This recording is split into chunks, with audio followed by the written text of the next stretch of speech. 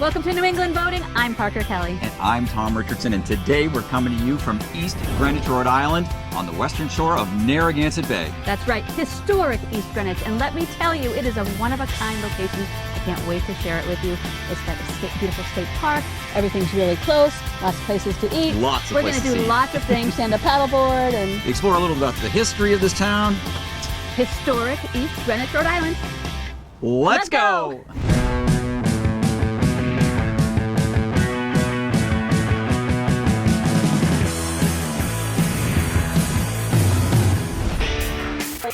That lobster roll looks delicious. I'll give it to you. To another great destination. Are you shopping for me? Oh, there's a fish. Parker's goofing around. Gonna miss. Make short, sharp sweeps with the rod. We want the fish that can eat that thing. Oh, yeah. Hang on, Parker. Tom, don't joke.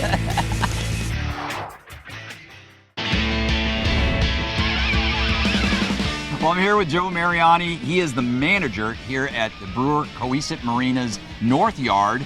And we should point out before we get started, Joe, that your marina is not actually in East Greenwich, but it's just a little north of there in Warwick, right? Yep, it's about a mile and a half from the line. Yeah. So some of our more intrepid souls do the walk, but the dinghies are popular. Yeah, you can just dinghy in. It takes you like 5 minutes to get to all the the restaurants and that sort of thing too. Absolutely. But so great big marina. How many slips do you have between the North Yard and the South Yard? Between the North and the South, you have about 750 slips. Wow. Yeah, it's a big place. The North Yard, which is the bigger of the two, has about 430, and the balance there we have in the South Yard. Yeah, and you have transient slips available for people? Yep, we do transient dockage, all sizes. And you have a fuel dock here, right at the North Yard only. Correct. And also I should point out, a restaurant on site, Cello's, very popular. Very popular restaurant. They'll even deliver it right to your boat. Perfect. How convenient. And all the slips, they're concrete floating slips, and it's got water, power, all the stuff, Wi-Fi, I'm sure. Yep, Wi-Fi is included. Pool on site, gas grills, nice common areas. Excellent. Well, obviously Brewer Cohasset Marina has you covered. Joe and his team will take good care of you if you bring your boat here. Right now, though, Joe is going to hop in our pursuit, which we are keeping at the South Yard, and he's going to take us on a little harbor tour and show us the lay of the land, or the lay of the water, right? Absolutely. All right, let's go. Joe, set the stage. Tell us where we are right now. Right now, we're right off Potawatomi Point. We're close to Sally Rock, which is one of the hazards you're going to want to watch out for when you're coming into Greenwich Bay. Overall, Greenwich Bay is a pretty easy place to navigate. It's kind of a big flat bay. It's about 10-12 feet at mean low water, and we're in the west end of Greenwich Bay. So as you're coming across, there's a few green cans to watch out for. You want to make sure that you leave them off of your port side, and especially number 5. Especially number 5, because that's the Sally Rock warning, right? Yep, that marks Sally Rock. Okay. So again, very well marked, easy to avoid. All right, so right now we're heading right by the number 6 red can. It's right off Chippewa Point. It marks the end of kind of a long sandbar, and there are some rocks in there, so you want to make sure you always leave it off your starboard side as you head into Greenwich Cove. And over here, that's all Goddard State Park, all that beach? Correct. Yep, that is, it's a popular place. A lot of people from the marina like to go over there and anchor up. So right now, as we're coming in, we're going by Norton's Marina. It's been a long-established marina in this area. Really popular place. As you can see on the outside, they have some beautiful yachts tied up. A lot of nice boats in Greenwich Cove, almost worth the trip just to go boat gawking. Boat gawking. This is the East Greenwich Yacht Club we're coming up on now, which is a really nice facility, and they also have a nice fuel dock here as well. The Blue on the Water is a really popular spot, so a lot of people from the marinas around here like to come down there. A lot of the customers from my yard, as we mentioned, they'll hop on their dinghies and come over here for dinner. So we're coming up on Finn's Harbor side, another really popular restaurant. A lot of people, as I mentioned, like to go there by boat, and this is kind of right in the historic area in the heart of what used to be called Scallop Town. Coming up here, we have the launch ramp. It's fairly recent build. It's really nice condition. I recommend the ramp to a lot of the customers when they're coming in to launch their boats for the season. It's generally not too busy. It's a nice even ramp. Is it free? It is free. And the cove just extends a little bit further south of here. It does. It does. It starts to get shallow, so it is still a nice place to explore. But up further, I would say it becomes more of an outboard area. Thanks, Joe. Thank you guys. Joe, that was great. That was a wonderful tour of East Greenwich Cove. Yep. Good reason to get out of the office. Yeah, absolutely. Good reason to get out. Well said. He's the best. Thank you. Thank you. More New England boating still to come, including, I'm going to see if I can dig up some quahoggers. We'll try Corgan. Corgan. Oh, good. That's a good idea. And I'm going to go about town. Okay, terrific. How about well, you? I'll tell you what I'm going to do. I'm going to learn a little bit more about this fascinating town's history. Yeah, this is probably the most historic street in town. And I might check out that Blue on the Water restaurant. All right. That's refreshing sangria. All right, save me some shellfish or something. I'll try. Something. I'm feeling pretty hungry, though. Stay with us.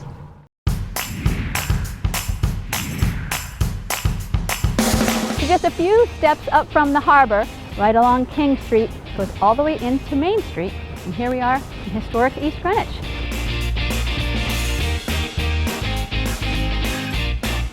Let's go check out some trolls. Who knew I would ever say that?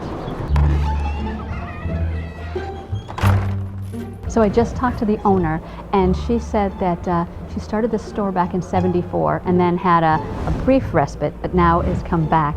And she sells thousands of these trolls. She has them made in Tennessee, handmade. And I guess the man who first started making them would make them for his children. Then he realized, oh, I can put them in shops. And so now each one she has custom made and sells, like I said, thousands of trolls. Well, the only one in Rhode Island, the only troll dealer in Rhode Island.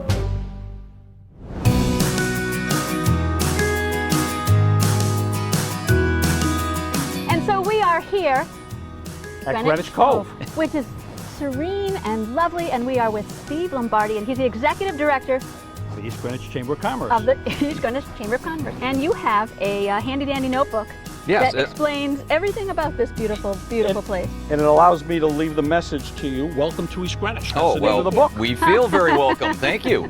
Tell us why you love East Greenwich.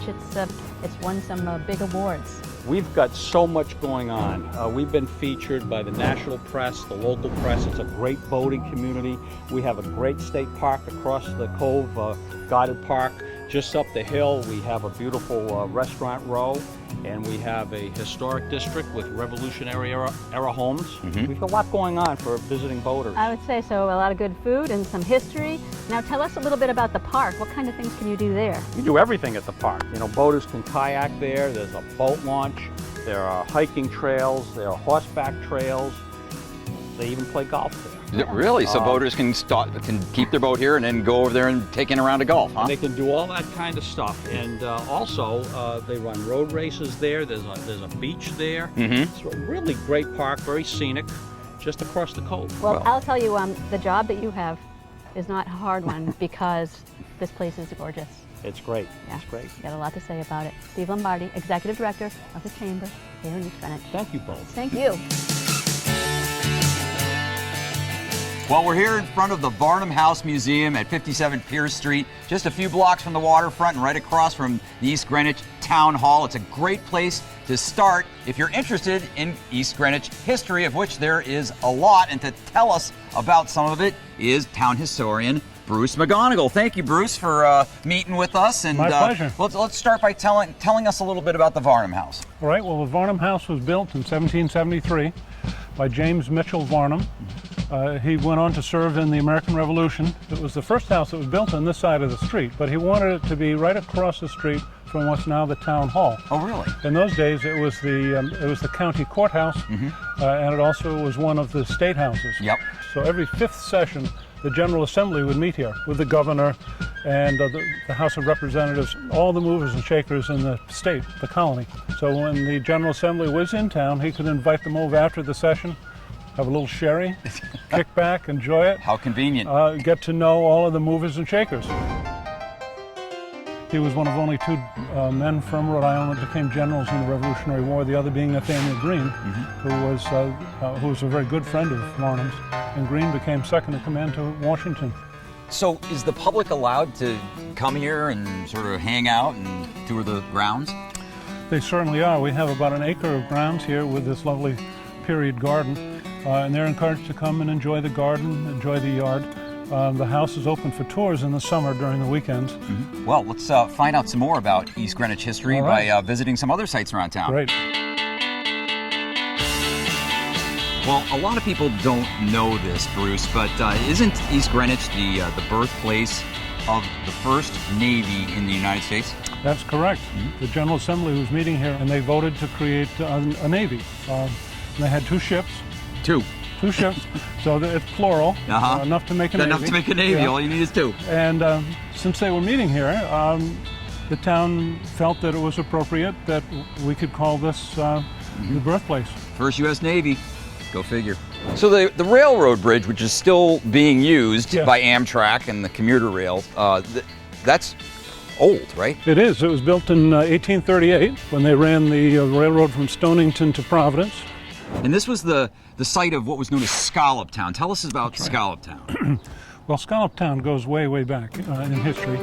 And there were a lot of shacks that were on poles, pilings, certainly low rent, and they were much poorer than the rest of the people in town.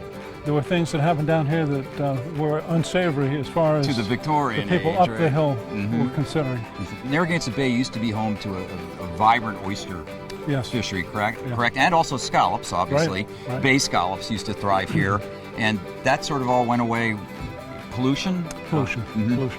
There are pictures of the cove, and there are mounds of scallop shells. That'd be 15, 20 feet high. And it's slowly coming back, though. I know that there's oyster farming, growing, and certainly the quahog fishery is alive and well, as we see with the fleet of small boats going out and even in the wintertime. Even in the wintertime, yeah. So, well, you know your source for East Greenwich history now, but don't go away because we got more modern East Greenwich stuff coming your way. I'm going to check out Blue on the Water.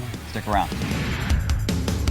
I don't know where you heard that, Parker, but it's obviously not true. So hopefully we'll see some horses down this way. I don't believe this horse business.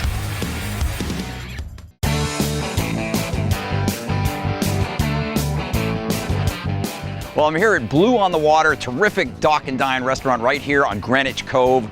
Unfortunately, Parker can't join me for this meal because she's off doing her about town thing, but I'm sure that manager Brendan Cello and his staff are going to take great care of me. I'm going to go up and talk to Brendan right now. Brendan, what a spot you have here. Unbelievable. Lots of dock space for boaters. It is all first come, first serve. We're also doing like an overnight thing, then we can work with you there. But we really do get boats of all sizes. You have a real long dock space, and you have another one over here for smaller boats. And so, can you usually accommodate people? Yeah, it's usually not an issue. Like if typically they'll give us a call ahead of time, and then we tell them what we have available, and they come right in. And, great putters, all transient dockers. As long as you're eating with us, it is all completely free. Oh, terrific. So, and when was the restaurant started?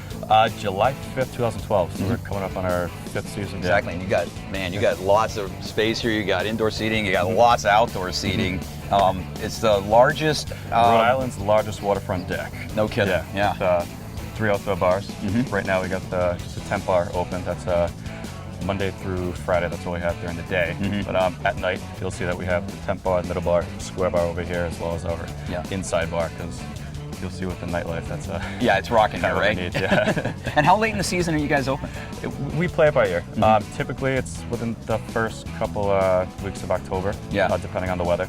However, after that, we do private parties all year. So weddings, rehearsal dinners, all that good stuff. We do them all year round. Excellent. You must be very strong. I am very strong. Well, thank you. Parker, where are you? So I think we've already explained that shellfishing is a big deal when it comes to East Greenwich, Rhode Island. It's a part of history here, and I'm lucky to be able to have a retired fireman who is also a part-time shell fisherman.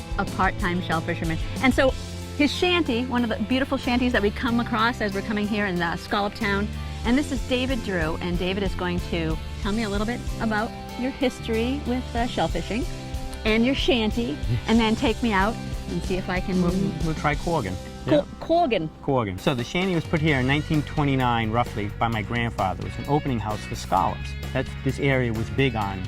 It's called Scallop Town. Later on in its life, it was when scalloping collapsed. He did oysters. A lot of our bay was leased to oyster companies out of New York and Connecticut.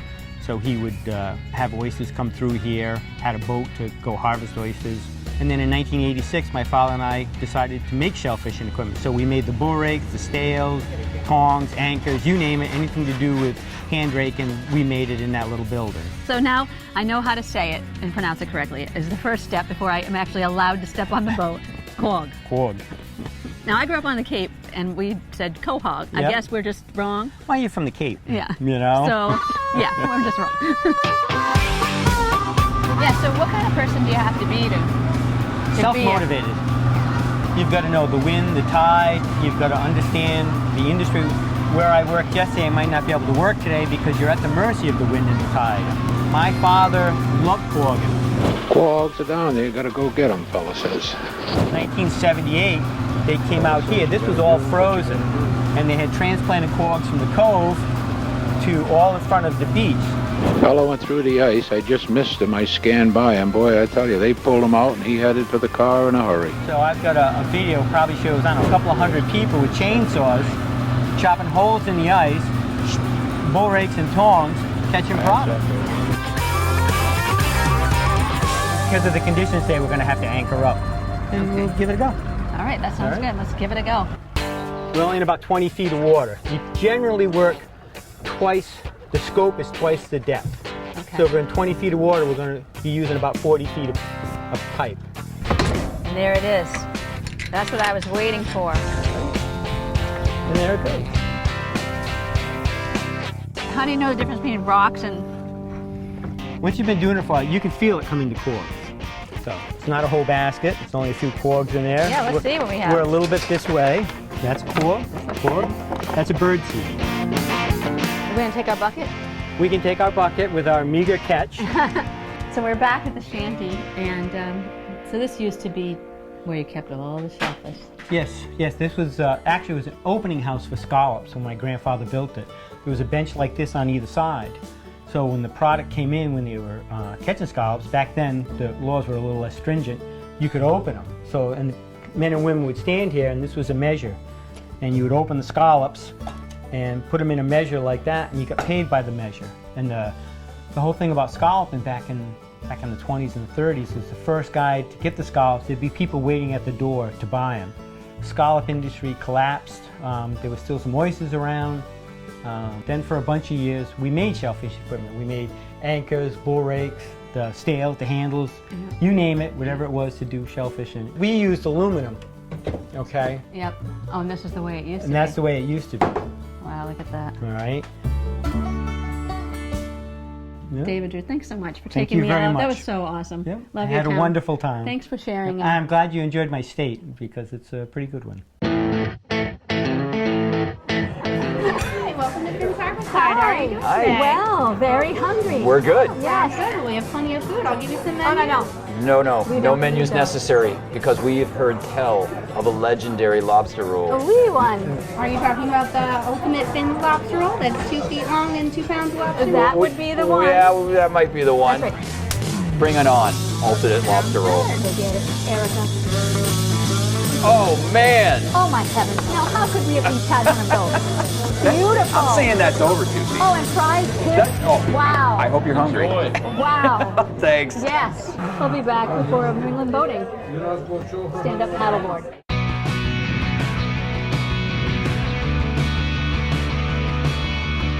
So we're here with Kathleen Teft, and she's the owner of East Coast Paddle Sports. And we are here, her sister Rena, sorry Rena. Don't leave Rena out. And we are here for a paddle tour in Greenwich Cove. And it is a gorgeous night. And Kathleen, say hello. Hi, everybody. Beautiful place to give lessons. Thank you. On the right-hand side over here, we have Goddard Park. This is an urban state park. It was originally the estate of Robert Goddard, who was a Rhode Island politician and a Civil War officer. And in 1927, his family granted the entire land to the state of Rhode Island. It's over 500 acres and about 18 miles worth of equestrian trails all throughout. Absolutely beautiful. On Wednesday nights, typically there is a sailing school that you'll see sailing up and down the cove. So can you just take a paddleboard or kayak and just beach it on any sandy beach over there on Goddard State Park and just get out and kind of explore? Absolutely. A lot of people, sometimes when people come down with kids, they will take them up over to the beaches, and we have lots of geocaches hidden all through these trails. It's like a little treasure hunt. It's like a GPS treasure hunt on your cell phone, and there are tons of treasures all throughout Goddard Park. Do you give guided tours at We all? do give some guided tours, but we find that most of our customers are either people on vacation or they're looking to just jump on the water for a couple hours. Yeah. So we do lots of rentals. Just so relax. they've got some experience, or Some have a lot of experience and others have very little. And anybody struggling, we go out there and trail them right along with them until they are okay and good to go. Yeah. Well, that's it for New England boating from East Greenwich, Rhode Island. Thank you to Kathleen and her sister Rena from East Coast Paddle Sports. You heard it right here. Beautiful episode. what a great destination. Another one under our belt. Yep, and if you want to know where we're going to be next week, please tune in to newenglandboating.com. That's right. If you find out other great boating destinations around New England, places we've been, you can watch all the past episodes online as well. We got news, we got fishing, we got all kinds of stuff. Yep, that's right. And don't forget to follow us on social media, Facebook, Twitter, the whole thing. Thank you. We're grooving. Thank you guys so much. Until next week, I'm Parker Kelly. And I'm Tom Richardson. Paddle on. See ya.